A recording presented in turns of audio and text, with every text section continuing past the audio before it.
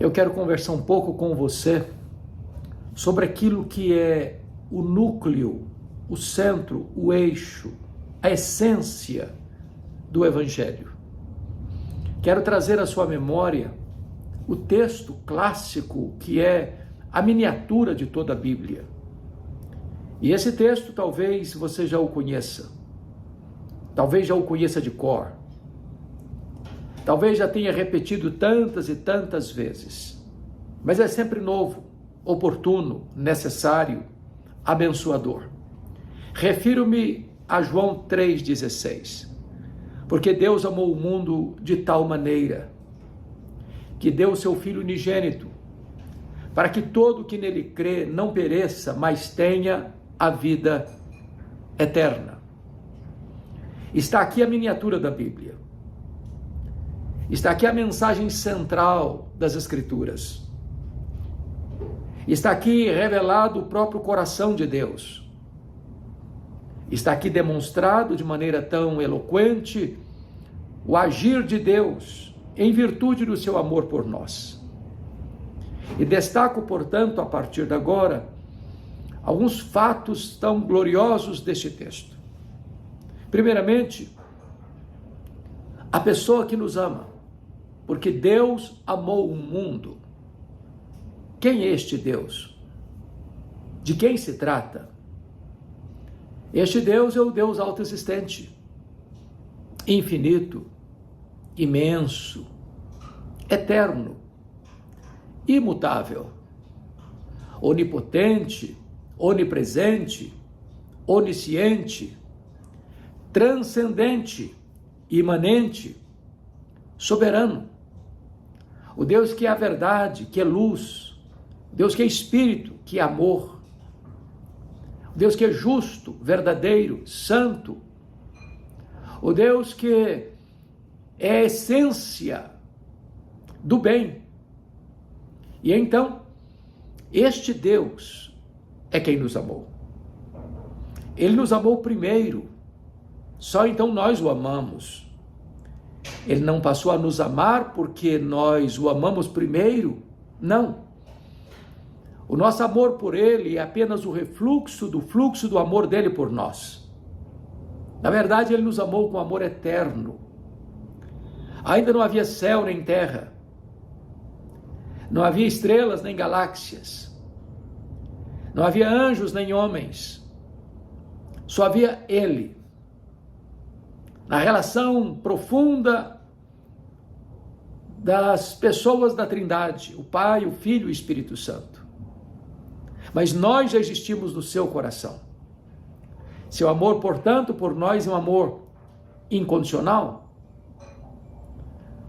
Mas mais do que isso, agora, quando viemos à vida e nascemos em pecado, porque os nossos pais pecaram, o amor dele por nós é um amor imerecido, porque estávamos fracos, ímpios, pecadores, inimigos quando ele nos amou. Ele não nos amou por causa das nossas virtudes, mas apesar dos nossos pecados. Não nos amou por causa dos nossos méritos, mas apesar dos nossos deméritos. Não há nada que você possa fazer para Deus amar você mais. Não há nada que você possa fazer para Deus amar você menos. Ele ama você com amor eterno. Porque Deus amou. Amou quem? Amou o mundo. E aqui a questão não é quão grande este mundo, mas quão perverso ele é. É claro que este amor ao mundo retrata as pessoas que pecaram contra ele, que se insurgiram contra ele, que viraram as costas para ele, que se declaram inimigas dele. E apesar de estarmos tão afastados e ter inclinação do nosso coração para aquilo que é mal, Deus ainda nos ama. E eu não conheço nada que possa nos ajudar a lidar melhor com a questão da autoestima achatada, com o complexo de inferioridade, do que compreender o amor de Deus, tão sublime, tão glorioso, tão profundo, tão inextrincável, O poeta chegou a dizer ainda que os mares fossem tintas, ainda que as nuvens fossem papel, ainda que todas as árvores fossem pena, e todos os homens escritores, nem mesmo assim se poderia descrever o grande amor de Deus. Deus amou o mundo, a você, a mim, quando não havia nada em nós que pudesse atrair a atenção divina, a não ser rebelião. E Ele nos amou com amor eterno. Portanto, nunca duvide do amor de Deus por você, porque Ele não escreveu em letras de fogo nas nuvens, eu te amo. Ele esculpiu na cruz do Calvário, eu te amo. Porque Deus amou o mundo de tal maneira. E aqui Jesus destaca não apenas este amor sacrificial, mas a intensidade desse amor. Amor incomparável, indescritível, para além de qualquer possibilidade de nós definirmos. Amou-nos de tal maneira. Nunca, jamais alguém amou assim. Ele nos amou de tal maneira, mas o que significa amou-nos de tal maneira? E a resposta está em seguida. Deus amou o mundo de tal maneira que deu o seu Filho unigênito. Aqui tem uma dádiva, aqui tem uma entrega, aqui está a evidência mais robusta do amor de Deus, a prova mais eloquente do amor de Deus. Ele não amou com palavras, Ele amou com doação. E Ele não deu alguma coisa, Ele deu o melhor, Ele deu a si mesmo. Ele deu o seu próprio Filho unigênito. Não o deu para ser aplaudido entre os homens. Não o deu para ostentar troféus e medalhas. Ele deu o seu Filho para morrer na cruz. Aquele que desfrutava da plena intimidade com o Pai e cercado pela adoração angelical no céu, desceu do céu. Sendo Deus, não julgou como usurpação o ser igual a Deus. Antes a si mesmo se humilhou, assumindo a forma de servo, humilhando-se até a morte, morte de cruz. Ele veio até nós. Ele tabernaculou-se entre nós. O Verbo se fez carne. Ele pisou o nosso chão. Ele comeu o nosso pão. Ele bebeu a nossa água. Ele chorou a nossa lágrima. Ele sentiu a nossa dor. Ele carregou sobre o seu corpo no madeiro os nossos pecados. Ele, sendo santo, santo, santo, se fez pecado por nós. Sendo exaltado entre os querubins e bendito eternamente, se fez maldição por nós. Ele que não conheceu o pecado, carregou sobre o seu corpo os nossos pecados. O Pai o deu. O Pai não poupou seu próprio Filho. Antes, por todos nós, o entregou. Ele a si mesmo se deu. Ele disse: ninguém tira a minha vida de mim, pelo contrário, eu espontaneamente a dou.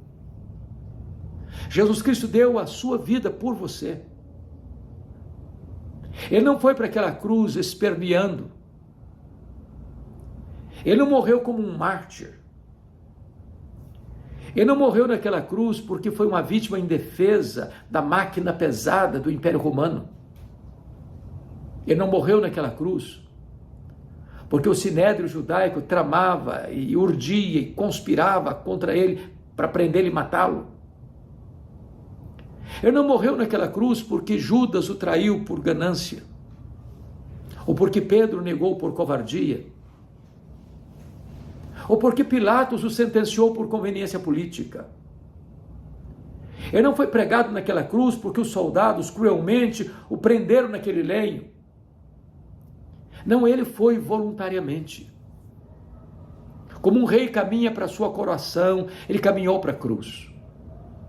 A palavra de Deus diz que ele não levou em conta a ignomínia, a vergonha da cruz, pela alegria que lhe estava proposta.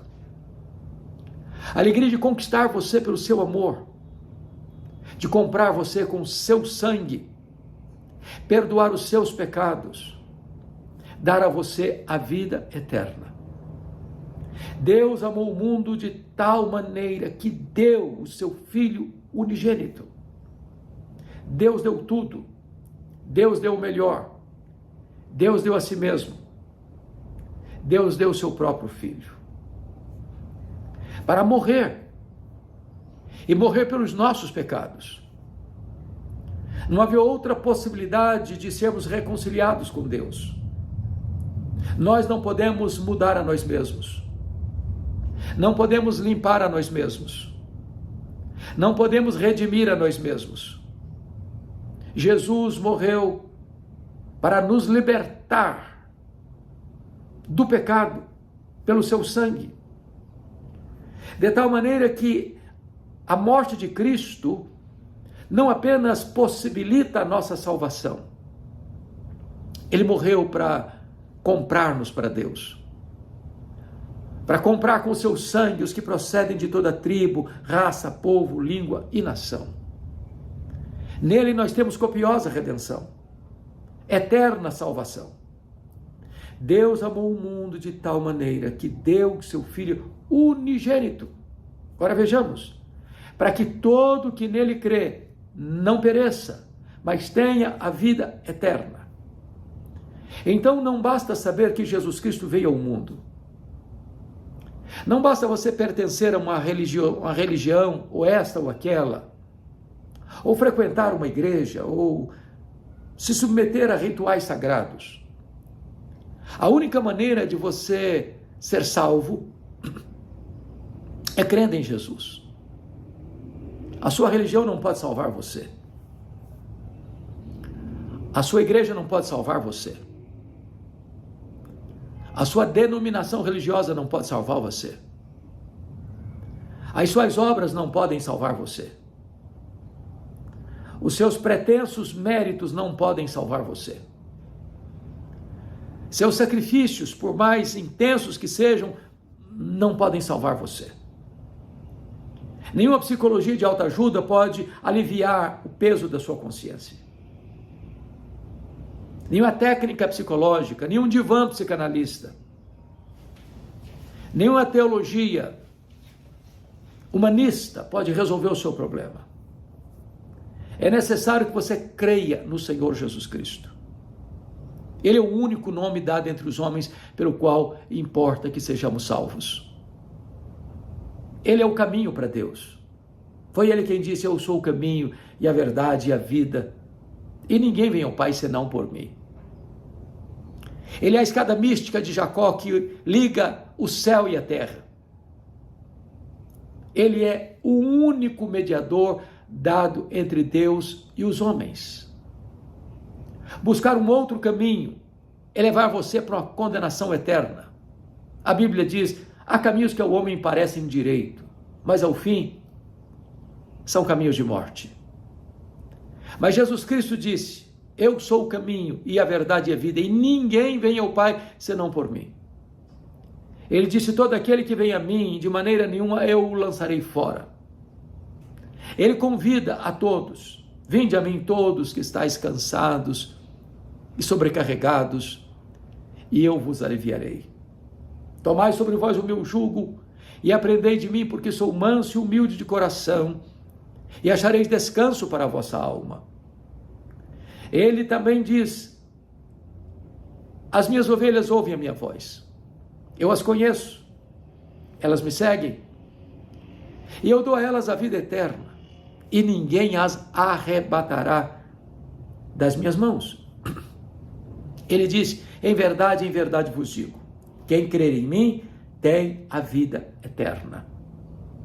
Então, quando você crê em Jesus, você pode tomar posse da vida eterna. Não é uma conquista das obras. Não é um merecimento humano. Salvação não é alcançada por mérito. Nem mesmo a salvação é uma obra onde você faz uma parte e Deus faz outra. Não é sinergismo, onde você faz uma parte e Deus outra. Não. A salvação é uma dádiva de Deus. A Bíblia diz que Deus planejou a nossa salvação, que Deus executou a nossa salvação, que Deus consumará a nossa salvação. Tudo provém de Deus, que nos reconciliou consigo mesmo por intermédio do Senhor Jesus Cristo. Este é o único que pode lhe trazer salvação, vida eterna, perdão dos seus pecados. Mas Jesus Cristo disse: Deus amou o mundo de tal maneira que deu o seu Filho unigênito, para que todo o que nele crê não pereça. E veja você que há um risco, portanto, de uma condenação eterna. Algumas pessoas tentam apagar as chamas do inferno. Outras dizem: não, o inferno é aqui mesmo. Outros dizem: não, o inferno não existe. Essa questão de condenação não é verdadeira.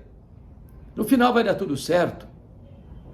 Ao final todos vão ser salvos. Mas Jesus Cristo alerta para o perigo e o risco de condenação, de perecimento, para que todo o que nele crê não pereça. Portanto, a salvação não para todos, sem exceção. A salvação para todos, sem acepção.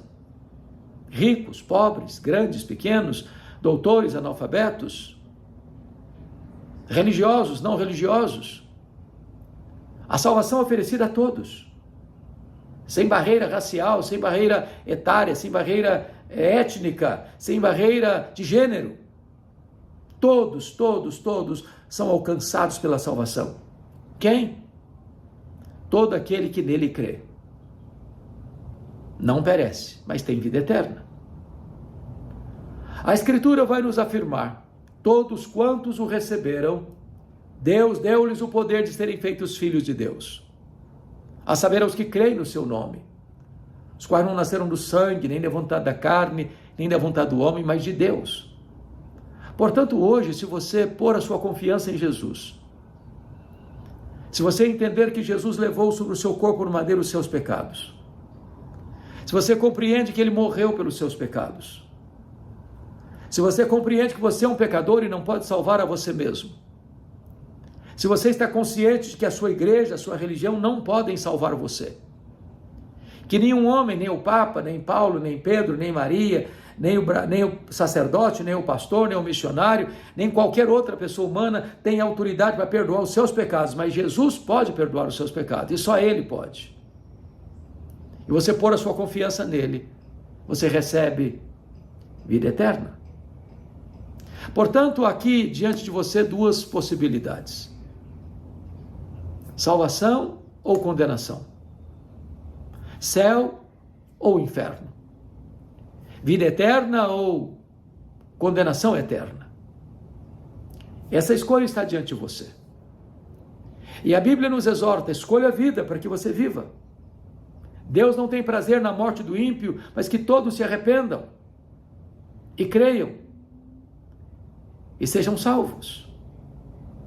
Você está diante da mais importante mensagem que o homem pode ouvir. Mensagem que requer de você uma decisão. Decisão intransferível. Seu pai não pode decidir-se por você, sua mãe não pode decidir-se por você, seu marido não pode decidir-se por você, sua mulher não pode decidir-se por você, seus filhos não podem decidir-se por você, seus pais também não podem decidir por você. Essa é uma decisão pessoal, intransferível. Mas a palavra de Deus diz: se você crer em Jesus, você não perece, você tem a vida eterna, uma vida plena, maiúscula, abundante, superlativa, feliz, eterna. Está diante de você o banquete da graça. Está diante de você a mais gloriosa oferta. Nem todo o ouro do mundo pode comprar a salvação. Nem todas as riquezas deste planeta podem comprar a sua salvação. Ganhar o mundo e perder a sua alma é um grande prejuízo. O que adianta o homem ganhar o mundo inteiro e perder a sua alma? Hoje você pode fazer uma escolha. E a minha oração é que o Espírito Santo toque o seu coração, tirando a venda dos seus olhos, o tampão dos seus ouvidos, trocando o seu coração de pedra num coração de carne. E você se arrependa enquanto há tempo.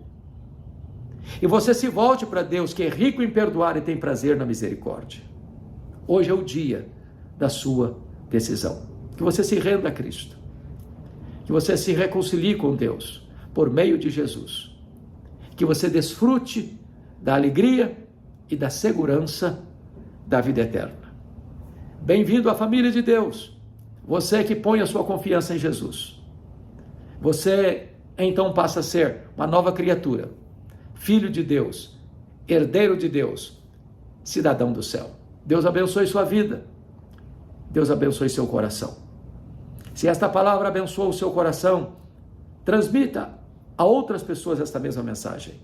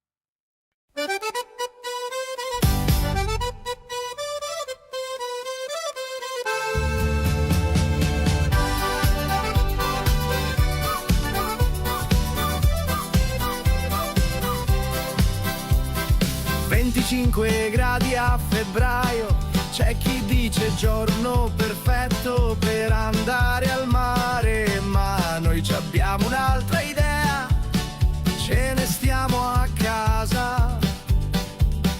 Alle 8:15 parte la spedizione, da San Vito dei Normanni direzione San Michele. Un uomo con la coppola grida: è tutto chiuso, oggi non si lavora. Che confusione, siamo in 20. Che confusione, voglio la parmigiana. Dove il vino? Che confusione, a chi tocca apparecchiare. Non ci sono più forchette, non ci sono più piatti, non c'è più spazio nel frigorifero, non ci sono più sedie, non ci sono più bicchieri.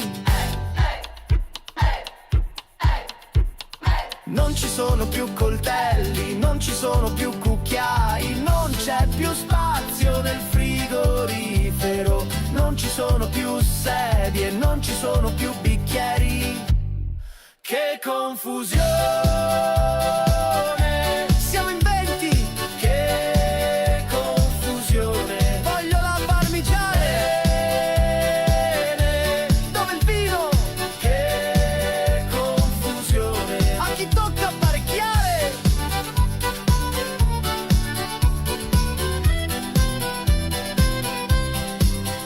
Se non mi liberi subito quella padella, non lo so che ti faccio. Amore, è finito il caffè, mi presti il tuo e te lo rifaccio.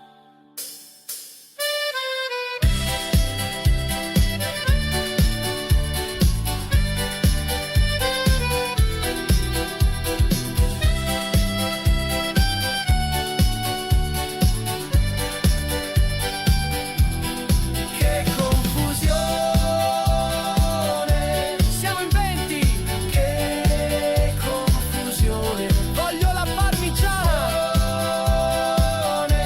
Dove il vino? Che confusione, a chi tocca apparecchiare.